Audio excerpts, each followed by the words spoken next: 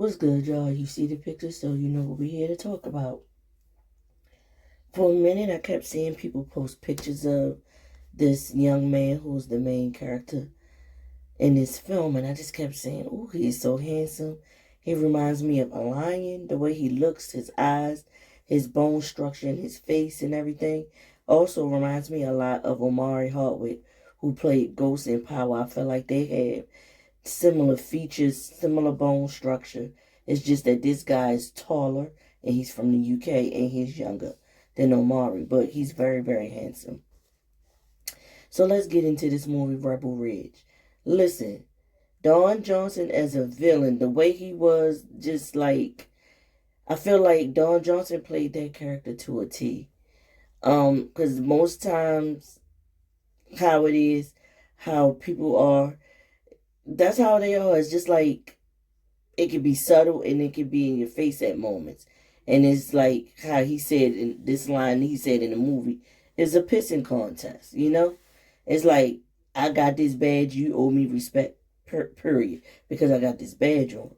But anywho, so the movie is about some corruption in the police force and in the court system in this small town. I believe it was called Shelby, but I don't know what part of the country this is supposed to be in. I do know that it's supposed to be somewhere in the south, though. And they call the areas parishes or whatever. So, the main character played by Aaron Pierre, his name's Terry Richmond. He's a former Marine Corps trainer. Um, he's familiar with a lot of acronyms and stuff like that. And these people in his town, they thought they could just take advantage of his situation because they didn't know who he was. But when they Googled him, they realized who he was as far as like what his training was. And the training that he had and he was giving people is one mind, one weapon, which means do whatever you got to do to survive. Look out for yourself and survive in any situation that you're in. But you can tell by all the scenes that he had where he was doing physical stunts, the character never wanted to hurt any of the police officers permanently. He just wanted what was due to him. So the movie starts with him riding down the road on a bike. He gets ran over by an officer. The officer calls for backup. Another officer who's like an a-hole and really, really his name is Sandy. Sandy Dunn is Don Johnson. He's like the police chief in this town. So the corruption is, this town had some police corruption previously, maybe 2 years ago. So what ended up happening was they had somebody filed a lawsuit and it brought down a whole lot of stuff on that police department where it bankrupted them as a police department and as like a town or whatever. So in order to make money and keep a police force there, they were doing things like renting out their arsenal to other neighboring states to for riots and stuff like that. They was doing that. They was knocking people over, arresting people, especially once they noticed that the person had a large amount of money on them. They would do that and keep the people's money.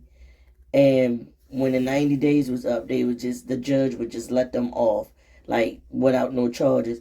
And they would intimidate the people so that they wouldn't press charges and try to get their money back or whatever. They would just count it, them being lucky that nothing else happened. So they just go about their life. So as I was saying, the judge was in on it, and after 90 days, the charges would be dropped or he would just let them off for whatever reason. And what Aaron Pierre's character, Terry, what he did was he was riding a bike, like I said, coming into town to try and bail his cousin out. The cousin was a star witness in a case from some years before. And it's already known in the jail systems and stuff that if they ever come across him, they was going to kill him for snitching on his, like, because the person he snitched on was high up in the drug ring cartel or something of that nature. Anywho, Terry comes into town. He riding a bike. He got a book bag. When the officer hits him and knocks him off of his bike, he puts cuffs on him, tell him he's being detained. He asks why he's being detained. He said, all right, y'all can go ahead and search my bag. So they search his bag, they see the money. The money is wrapped in a bag from a carryout, a Chinese carryout. And they like, what is this money for? You not selling drugs or whatever? And he explains to them, no, it's money for me to be able to bail my cousin out and to buy a truck so we can haul stuff, haul boats using the truck or whatever. So they gonna say they keeping the money. That was their whole MO anyway, to keep the money. Again, because the town is hurting for money. Because whatever that civil suit that was filed, the civil suit brought more eyes onto the things that police department was doing. So they can't get insurance or something like that, I believe. And they're not getting any more government help or grants or anything like that. And any little thing that they do that's wrong, they're gonna be in trouble and they're gonna be up its creek without a paddle once again. So anywho, the little cop, the shorter one that's like the a-hole, more of the a-hole, he wants to, his name is Marston. He wants to tase Terry and all this other stuff. And Terry is like, why? So they took his money. They said that he could come file a complaint and you better hurry up. Get to the courthouse or whatever. Like, he got to do what he could do because he's trying to help his cousin. He knows what's going to happen. His cousin go to jail. So Terry goes to the courthouse. The court clerk is a guy. I forget his name. But that court clerk, he telling Terry is basically, he ain't really trying to help. And he like, we don't have no public defender. We don't have any of that. The only thing he could tell him is that the jail that they had outside of the police station is being torn down and be rebuilt. So the people getting shipped out to another facility in the neighboring town. He don't want his cousin going there because he knows if his cousin goes there, he's going to get found out and he's going to get murdered. Something bad is going to happen. So there's this young lady that comes. Her name is Summer. She's also a court clerk or a legal aid or whatever. Not legal aid. Yeah, she does offer some legal aid. She tries to help Terry, tells him what he can do, and lets him know what the stuff that they doing is not necessarily illegal and stuff like that. She tells him how it's gonna go with the money and all that, and that she been investigating some stuff. She got somebody that's on the inside in the police department that's been coming to her with things, but she protecting them and they protecting her. But they want the world to know what's going on in that police department. So she tells him to just try to like see if he can get another $10,000 or whatever. And so he goes back to the police station to see if he can make a deal. First, he goes to file a complaint about who did what to him, knocked him off his bike, assaulted him and everything. So he said he had a badge, such and such. He's telling the young lady who appears to be biracial. Her name's Jessica Sims. She's a police officer. She typing it up. And he said, and the second suspect is right there behind me. And then that's when Sandy comes out of his office and we get to meet him. And he's all like, so what happened? And he telling him, he was like, they said that you was a drug dealer and this and that and so forth. So he going along with their story. Again, because he wants to keep that money. So next thing you know, Terry tries to make a deal. He was like, listen, just give me $10K back so I can put the bail for my cousin so he can get away from here or whatever, and we can be on our way. You can keep the other $26K that I was going to use to buy a truck. They talking about some, no, you was using that to do drugs and stuff. The cousin got arrested with a little bit of weed that you would know that it was for personal use, but he also had some money, I guess. So that's why they arrested him and locked him up and wanted to keep whatever little monies he had. He asked Sandy, are they making a deal? And Sandy was like, see if you can go and do such and such and then come back before 9 a.m. He like, all right, so he make a little campsite outside the town and comes back. He's riding his bike back. He comes back and Sandy is all like, oh, sorry, you just missed him. I told you to be here at 9. It's 9:03. He on the bus on his way to the other town to the jail. So, of course, Terry is like, but I thought we had a deal. And then Sandy says something to the effect of, yeah, that's the point of misleading you. So that you can think we got a deal, but I'm still going to do what I'm going to do. And I'm still keeping the money and all this and that.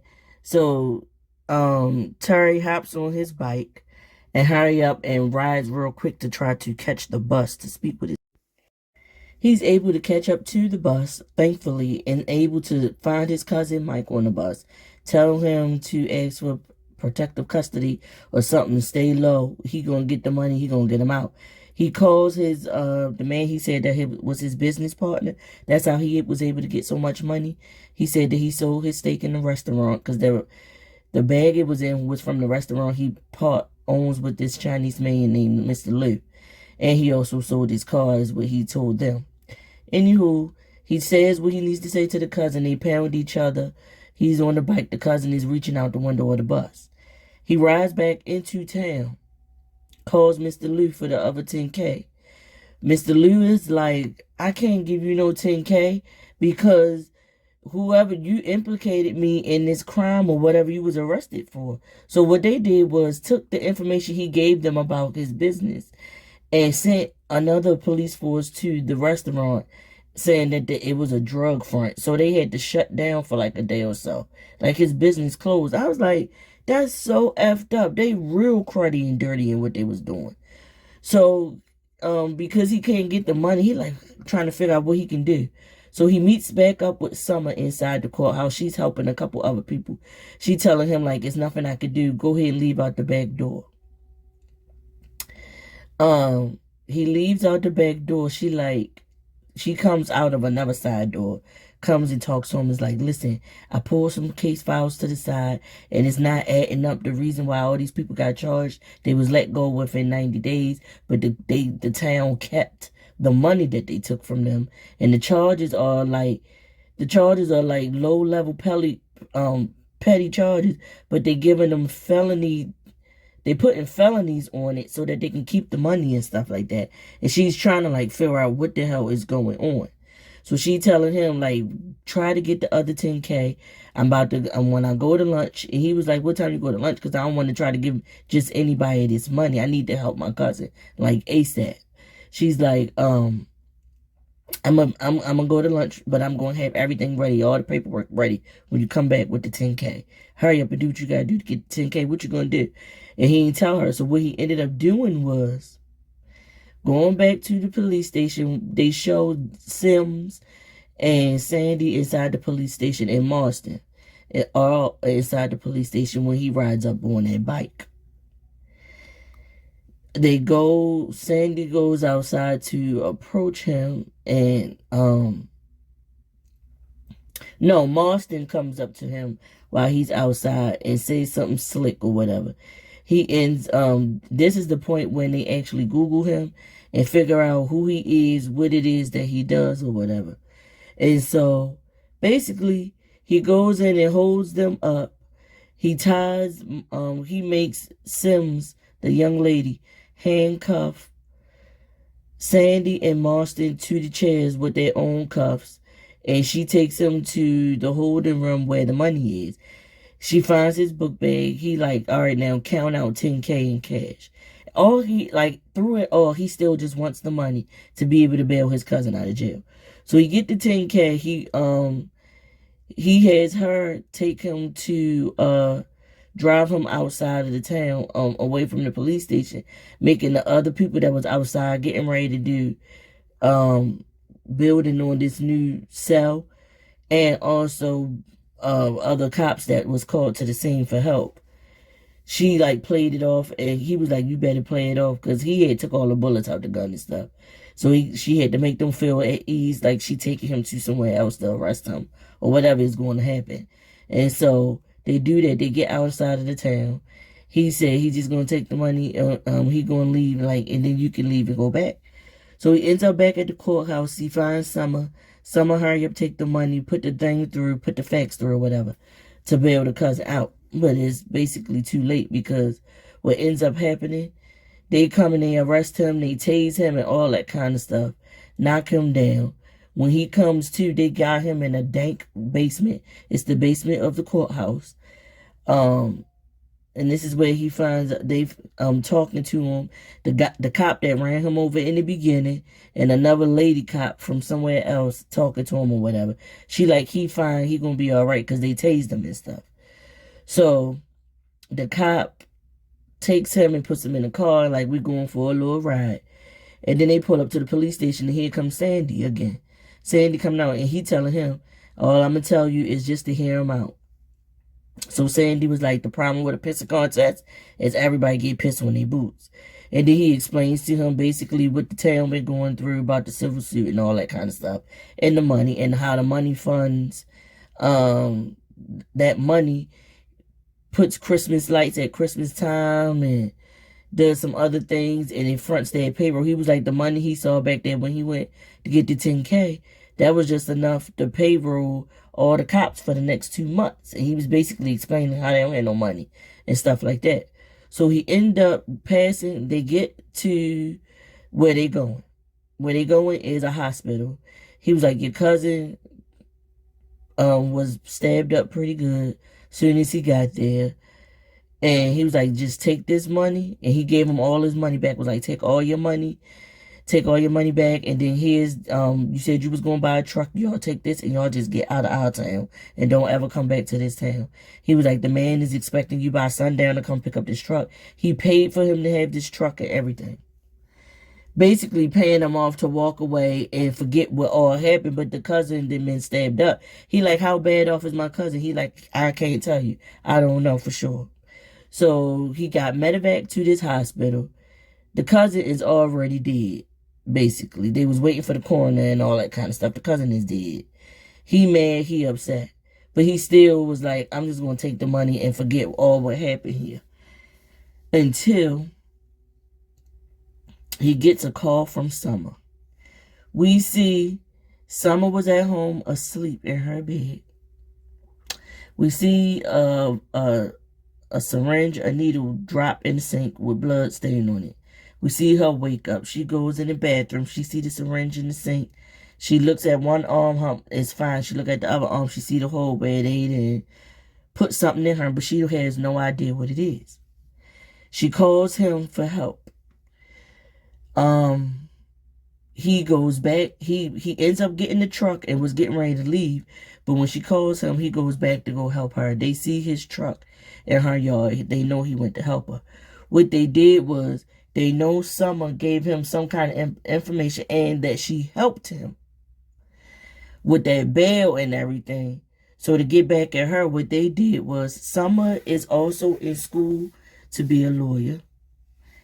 Because what ended up happening, she got hooked on drugs while she was married, and the husband got the rights to the daughter. They let her off with, keep yourself clean, don't do any drugs, you can have visitation rights. And she trying to fight for her rights back with her daughter or whatever. And she worked for the judge at that courthouse. So what they did was they drugged her so she can't fight for her daughter, so she can lose custody of the daughter and stuff. Because if you go to the hospital and they do a drug test, they're going to find out that she got drugs in the system or whatever in her system. And that part was so effed up. So what ended up happening, he goes to help Summer. And she like, just get from out here or whatever. She going to go back to work. But when she leaves to go back to work, the judge is telling her he got to let her go. He got to do a piss test on her because she didn't let Terry take her to the hospital because she didn't want to take a drug test. They do the piss test and she is just so hurt. She know it's basically over. So she called Terry. No, she ended up going to the daughter's school, looking at the daughter. The principal and some other man come outside, was like, you can't be here or whatever. And then you hear sirens, a police car pulls up, and she was like, the principal was like, I'm not the one who called the police. So we go from there. She turns around, she see the police cruiser, and we see Terry slapping the back of a Winnebago or whatever that said United States Marine Corps or whatever. So what ended up happening to him was, when she was going through all of that, when she went to work and all that kind of stuff, they saw him leaving her house from helping her. And Marston once again pulls him over. He pulls over as soon as Marston tells him to. Marston comes up talking ish and is like, I'm so happy that you did not speed and make me have to activate the lights on the car, because once you activate the lights, that's when the dash cam come on, and the dash cam start recording from 3 minutes prior. So it's going like backlog. And he pulls out a gun and attempts to kill Terry. So yeah, Marston comes up. He said, I'm so happy you didn't turn him out. So I went and did. So he said, look out gun. He hurried up and threw a little handgun inside the car. Attempts to shoot Terry. Terry grabs him by the shirt or something. Is able to throw that gun back out the window and take Marston's what's that thing, stun gun or whatever, and shoots him with it and knocks him down, pulls off, drives off. He's able to get out of town or whatever. And again, that's when he gets the phone call from Summer telling him what happened to her. Once she got to work, and knowing that like the only thing that's protecting you right now is the fact that I got that information or whatever. So he tells her where to meet him and what to bring. So she meets him at Mr. Liu's place. She comes in, she speaks to Mr. Liu. She said, thanks for helping us or whatever, helping Terry and stuff like that. And they decide that they're gonna go back in town. They're gonna get those dash cam videos to see what actually happened when Terry's cousin Michael was arrested. So they're going to prove that the department and the legal system in that town is all corrupt and all in cahoots to take people's money and stuff like that. That's because he was like, I ain't going to keep running for the rest of my life because they're going to keep coming after me or whatever. So this is his way of getting them like taken down where they can't keep coming after him. So they end up going back to town. They decided they was going to go in the building of the basement of the courthouse because, first they go to some place. The court clerk, his son, is in there doing some kind of car race. Look like it's Boy Scouts or something of that sort. He comes out, they take him outside. He like, I just turned here, I don't want to know. And she said, you're like a tumor because you keep ignoring what's right in front of your eyes or whatever. So you helping it grow and get bigger and bigger with the crap that you doing by turning a blind eye. So he was like, you got to ask these questions. So they go down a list of what needs to be answered. Why did this start happening? When did it start happening? Or whatever. So they like, okay. So then that's when they go to the judge's house. The judge is in there. He knew that they was going to be coming at some point. The judge is like, I wasn't a smart person. He was the one who came up with the idea of letting the people walk after the 90 days or whatever. And so he goes into the whole thing, the same stuff, but more in detail of what Sandy told Terry in the back of that car, the police cruiser or whatever. So the judge then took his wife meds. He ODing. He killing himself. The wife then died. He said something about the wife picture, and Summer put it next to him. Was like, yeah, if she was still here, she would want to watch this. So they put that next to him and they head to the courthouse because they know that all the dash cam videos are on these files in the courthouse. They backed up on these discs. They get down there and they see that two of the cops are already down there trying to set fire to the room so that they can destroy all the evidence. They go down there and she still had some of the coconut water that he had. So they poured the coconut water down to try to put out the fire. He like, all right, they expecting this to be one big flame after a few minutes. So we only got about 30 seconds to find it. So they find the backup disc and they have already been beaten and destroyed. She said, but they also got some SD cards that they put the stuff on. She found a container with the SD cards in it. So they took the SD cards. And the guys coming back down the basement, he hurried up and used the turpentine to set the fire again. They came and they see the fire was started all over again. So they look like they didn't gone back upstairs. So he like, all right, come on, we're going to go back out the window we came in from. She was like, hold up, but I need to get something else. And he was like, all right, I'm going to wait for you in the alley. And I'm like, what is she going for? This child going to go up there and look for the piss test that she did, the urine sample she did to test her for the drugs or whatever. I guess she figured if I grab that and get that, then I can get my daughter back or whatever. But when she went to go do that, they caught her and they found it and they grabbed her and they bring her outside. They take her somewhere. Terry follows them without them knowing. He comes up on one cop. That one cop is like, listen, I got a kid in the family. I don't really want to be doing all this stuff that they doing, so let me go, please. So Terry was like, well, where are they taking her? Where are they going or whatever? So Terry actually gets on his walkie-talkie, communicates with them. They say, meet us at Rebel Ridge, which is the name of the movie. So he was like, all right, I'm going to meet y'all at this time because the sun up not only protects me, but it also protects you because you can see me when I'm coming. So what ends up happening, he didn't meet them at Rebel Ridge. He gets up the next morning. He heads into where the police station at. He puts something on the back of that truck that he got, and he breaks down the holding cells area where all the evidence and stuff was stored at. He wanted to get all that money and everything. So he does that, and then what ends up happening, they inside, he questioning Sandy and stuff like that, and then he has Sims helping him once again. And he got Sandy tied up down there in them cells or whatever. He go upstairs. Sims got her gun and got bullets in it. He trusting Sims because Summer did say that it was somebody she was helping. But she never said whether it was a he or she. But he deduced that it's probably Sims that was helping Summer. And them two looking out for one another. So he thinking he can trust her. And they get upstairs. And she put the gun on him like, I could shoot you right now, or we can take this evidence and all this stuff to the appropriate authorities, and we can get out of here and lay it all on the table, and they can make a decision from there. She didn't want nothing to be corrupt or anything like that. So when they head outside to do that, here's Marston and the rest of the police squad out there, or the sheriff squad, whatever you want to call them. And they all attempt to attack Terry. So Sandy comes outside. Sandy gets it loose. He comes outside. And the one who was driving, who knocked Terry off the bike at the beginning and also was in the basement when they took him in their basement after they tased him and stuff like that, that same one was standing there. And I guess he over it by this point. So I was trying to figure out, was it him that was helping Summer, or was it Sims who was helping Summer? Because at this moment, he's like, listen, like, he got all the evidence. Like, we got to let this go. Like, stop doing this. Marston is not stopping.